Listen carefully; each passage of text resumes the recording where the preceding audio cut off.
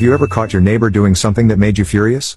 1. Yes, I have. I came home one day from running errands and my neighbor was cutting their lawn. Made me furious, real furious. I walked right over there and told them to stop. I then proceeded to walk her up onto her porch in the shade and told her to relax. Of course she is 81 years old and was using a real mower that was old as she was, that was rusty and dull. I then went back to my place, hopped on my lawn tractor and drove over there and cut her lawn for her. The part that makes me furious is her son lives 20 minutes away, never visits, never calls, and has forgotten he has a mother. He stopped visiting or contacting her about a year after his dad passed. The price for me to cut her lawn: 1 glass of ice cold tea with lemon. I cut her lawn once a week, spring, summer and fall.